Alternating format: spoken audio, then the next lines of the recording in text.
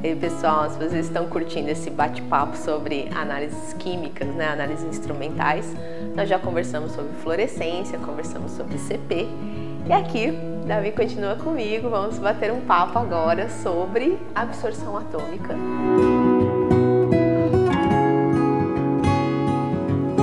A absorção atômica ela é muito comum na mineração, principalmente em laboratórios de minas, né? Eu vejo muito essa utilização, mas tem aí uma máscara por detrás disso. Então, qual é o princípio da técnica? O princípio da técnica, ele é igual quem acompanha os outros vídeos, né? Ele é muito parecido com o do ICP, né? A diferença é que a chama da absorção é uma temperatura mais baixa, né? Bem mais baixa, então ela não consegue fazer a ionização igual ao ICP, e ela tem uma lâmpada que faz essa absorção, em vez de ela pegar a emissão, ela pega a absorção do analito. E é um mais específico. Então, por exemplo, você tem a lâmpada de prata, tem a lâmpada de cobre, tem a lâmpada de zinco, né? E ela é uma técnica bastante usada para fazer a análise dos minerais básicos, né, que a gente chama, que é cobre, níquel, chumbo, zinco, né? A diferença dela para o ICP é basicamente essa individualidade, né? O ICP, numa mesma solução, eu consigo pegar todos os analitos que a pessoa tiver interesse, né? Enquanto que a absorção eu preciso fazer uma troca de calibração toda vez que eu for mudar um analito de interesse. Então, por exemplo, ela teria que fazer uma leitura todas as amostras para a prata, depois vai para o cobre, depois vai para o níquel, e aí todos os analitos que ela tiver interesse, ela vai fazendo essa troca. Acaba sendo uma análise um pouco mais lenta em termos de resultado, mas depende da necessidade do cliente, né? Por exemplo, às vezes o cliente lê poucas amostras, então não há necessidade dele querer ler 60 analitos ao mesmo tempo em um segundo. Às vezes, se ele demorar 10 minutos para ler uma amostra, não tem problema, porque ele só tem uma amostra para ler, né? Então não há necessidade. É uma técnica que tem bem menos interferência, vamos dizer assim, né? O resultado dela é um pouco mais sólido, vamos dizer assim, você não tem tanto problema, porque a lâmpada é bem específica, mas ela tem um problema de limite de detecção, né? Ela não é igual ao ICP, ela não chega a teores tão baixos quanto o ICP. Então, dependendo do teor que o cliente quer analisar, às vezes vai ter que fazer um outro processo de gestão, tipo usar uma massa maior, né? Um volume menor, ou então concentrar ela de outra forma antes de fazer a leitura para encontrar, né? Por exemplo, a absorção ele é muito utilizado para análise de ouro, porque quando o cliente ele mexe com mineração de ouro, geralmente é só um analito, que é o ouro, né? Então ele usa muito no ouro, né? Por exemplo, então essa facilidade dele tem que ser sempre avaliada com a necessidade de ver outros analitos pela necessidade dele no processo dele. Isso é muito interessante porque não é incomum, né? Muitos clientes me perguntam em relação à escolha de métodos analíticos, falam assim, não, mas eu posso analisar o ouro por ICP ou o ouro por absorção. E aí eles acham que a diferença do método reside não só, né, na questão do nome ali, mas também associada à precisão. Mas a gente está comentando aqui que é um método preciso, sim, né? Eu acho que a gente pode considerar um método preciso, que talvez não chegue a teores tão baixos, como é o caso da absorção, mas ele é um bom método se você não quiser ler, né? Se não for uma análise multi-elementar, né? Então, se você estiver buscando uma gama pequena de elementos ou um elemento em específico, seria uma boa escolha de metodologia, correto? Com certeza, com certeza. É uma análise que não deixa nada a desejar, né? Antigamente, todas as análises eram feitas por ela e, dependendo da necessidade, atende tranquilamente, né?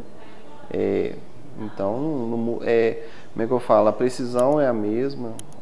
A faixa de calibração é um pouco mais estreita por causa dos comprimentos de onda, então às vezes há uma necessidade maior de diluição, de fazer outros processos, mas o resultado é tão confiável quanto do ICP. Agora que você tocou no assunto da diluição e a questão da preparação da amostra, a gente falou sobre a questão da fluorescência, né, das pastilhas, falamos sobre o ICP, né, da digestão, né, que a amostra ela passa por um processo de digestão, que pode inclusive vir acompanhado, né, primeiro de uma fusão e depois de uma digestão. E no caso da absorção, ela aparece com quem? Essa preparação de amostra? Ela é uma prima do ICP, né, no caso. A gente são irmãs nessa parte. O mesmo que um recebe, a outra recebe, né? Vai depender, é a mesma coisa. Se a amostra chega fundida, aí você faz uma curva de fusão.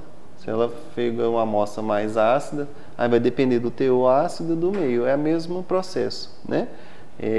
O meio das duas é bem parecido. Tanto é que, por exemplo, em termos de processo, se a pessoa quiser ler em dois, tanto no ICP quanto na absorção, ela consegue usar a mesma amostra para ler nos dois, desde que a curva seja compatível com aquela amostra. Então ela é parecida com o ICP, né? É uma amostra diluída, né? Passa por um processo de digestão e é o mesmo processo. Então, do ponto de vista de digestão, não teria diferença entre a absorção e o ICP.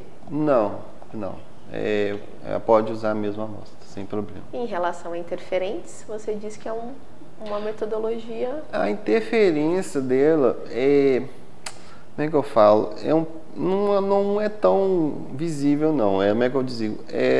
Como a lâmpada é específica daquele analito e você só lê ele, então você não sofre tanta interferência, igual no ICP, que é simultâneo. Então, por causa de ser simultâneo, não acaba interferindo no outro.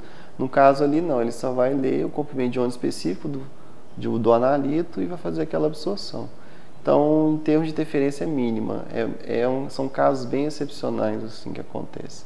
Que aí você teria que trocar o comprimento de onda da lâmpada, porque a lâmpada ela vem em mais de um comprimento de onda, né? Quando você compra.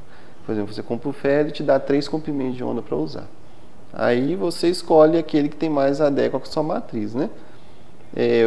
No caso, por exemplo, é mais o comportamento daquela amostra em relação a que comprimento de onda você vai ler, que é o que você vai usar.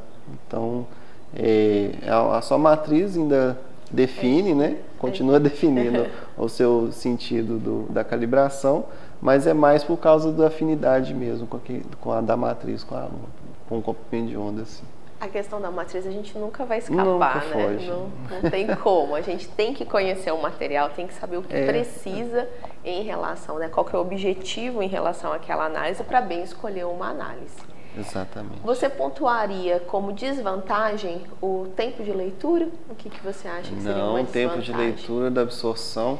A absorção, ele tem sistemas automatizados como o ICP, né? O ICP, hoje em dia, as pessoas usam um amostrador automático e a pessoa deixa as amostras e vai fazer outras coisas, né? O absorção também tem essa vantagem de se ter um sistema automatizado. Porém, como ele lê um analito só e é muito próximo o sistema de introdução do aparelho, então, assim, eu posso dizer que 99% das pessoas que trabalham com absorção não tem amostrador. Eles geralmente usam o técnico mesmo, que faz a inserção manual porque é muito mais rápido, né? Então, você deixa, demora 10 segundos uma análise, né? E aí ele já vai lá, já vai pegando outra amostra. Mas é igual a gente estava conversando, vai depender da quantidade de amostra que a pessoa tem. Se ela tem 3 por dia e não quer deixar alguém por conta, às vezes ela coloca um amostrador, vai demorar um pouco mais, mas a leitura sai da mesma forma. Individualmente, vamos dizer que é uma técnica mais rápida. Se você for comparar com o ICP, se a pessoa quer um analito só, né, vamos dizer assim, 1 versus 1, ela é bem mais rápida, não tem comparação. Ela só vai perder se for muito elementar, até porque ela não tem, ela não é a melhor técnica para isso, né? Isso. Mas 1 contra 1 ela ganha de lavada. Muito bom. Pessoal, o bate-papo hoje então foi sobre absorção, né? Já conversamos sobre fluorescência e ICPs. Se vocês estão gostando, sigam o canal, inscrevam-se e tem mais conversa por aí. Um abraço.